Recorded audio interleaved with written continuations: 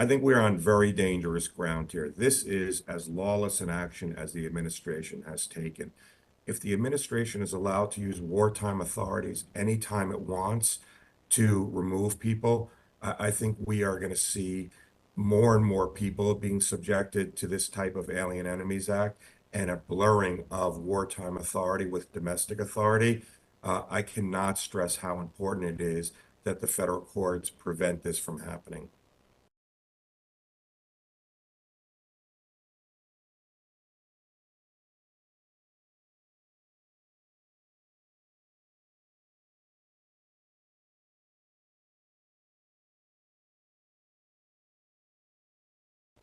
So the Alien Enemies Act was enacted in 1798, and it's a wartime authority that can only be used when the United States is in a declared war with another nation or another nation is invading our country. It cannot be used against simply a gang.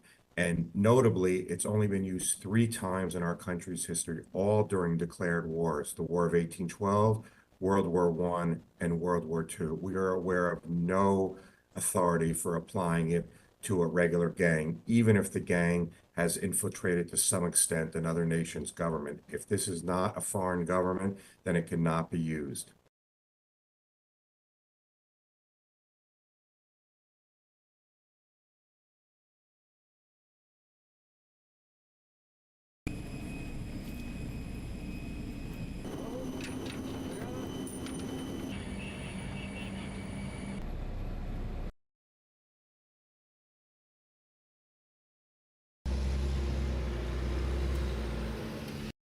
Yeah, so I think there's two parts to what's going on. The first is, even if any of the individuals are members of the gang, the law cannot be used for straight immigration purposes because the TDA is not a foreign government or nation.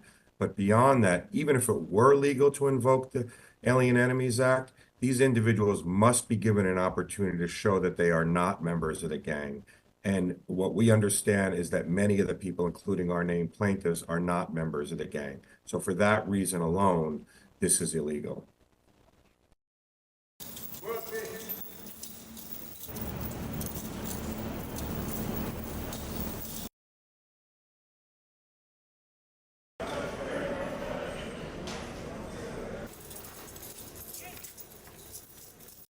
We asked the court to immediately issue a temporary restraining order stopping all removals. We do not know whether the removals that are being posted took place before the court's order or after, and we've asked the government to clarify.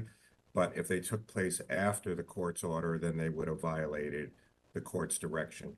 The videos, though, do make clear that there is absolutely irreparable harm to these individuals and that the court was absolutely correct to move quickly to restrain any further removals.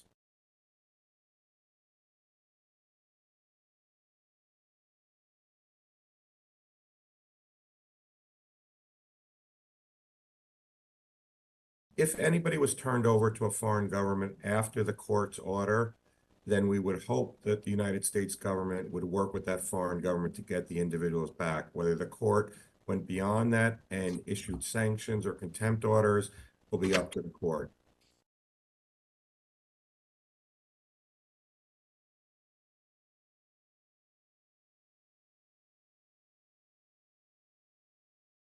Fundamentally, what's going on is a separation of powers problem. The Alien Enemies Act lays out very, very specific criteria for when it can be used. The Trump administration has ignored that by applying it to a gang rather than a foreign government or nation.